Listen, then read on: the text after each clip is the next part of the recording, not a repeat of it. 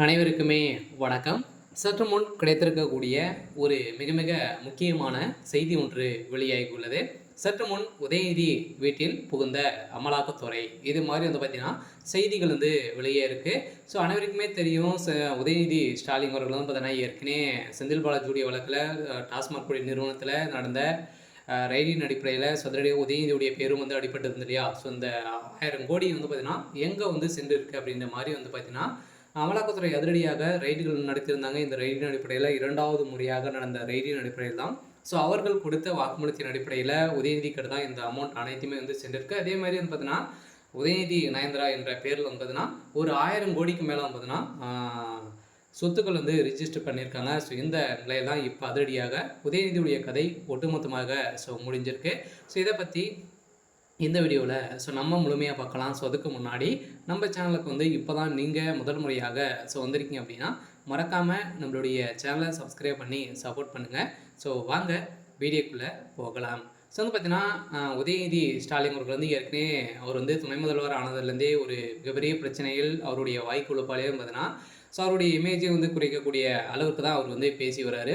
இதை தொடர்ந்து செந்தில் பாலாஜியுடைய வழக்கிலும் அதே மாதிரி செந்தில் பாலாஜி அமைச்சராக இருக்கும்போது டாஸ்மாக் நிறுவனத்தில் இந்தியாவிலேயே வரலாற்றிலேயே முதல் முறையாக வந்து பார்த்தீங்கன்னா ஸோ தமிழகத்தில் டாஸ்மாக் நிறுவனத்தில் நடந்த ரெய்டின் அடிப்படையில் எக்கச்சக்கமான பணங்களும் சிக்கிது. அதே மாதிரி குறைந்தபட்சம் 1000 கோடிக்கு மேலே மெகா ஊழல் நடந்திருக்கு அப்படின்ற நிறுவனம் ஆகி ஸோ இப்போ வந்து பார்த்தீங்கன்னா வழக்கு பதிவு வந்து செஞ்சுருக்காங்க. இந்த வழக்கு பதிவின் அடிப்படையில் செந்தில் பாலாஜியுடைய பதவியை ராஜினாமா செய்திருக்காரு.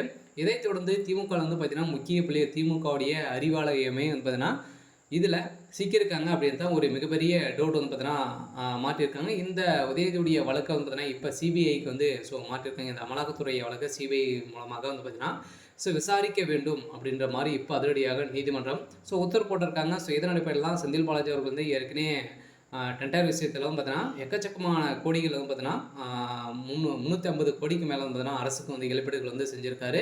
இதிலும் மெகா ஊழல் நடந்திருக்கு அப்படின்றத இப்போ வந்து பார்த்தீங்கன்னா லிஸ்ட்டு வந்து எடுத்திருக்காங்க. இந்த லிஸ்ட்டின் அடிப்படையிலும் இதற்கு அனைத்துமே காரணமாக இருக்கக்கூடியவர் யார் அப்படின்னு பார்த்தீங்கன்னா உதயநிதி ஸ்டாலின் அவர்கள் தான்.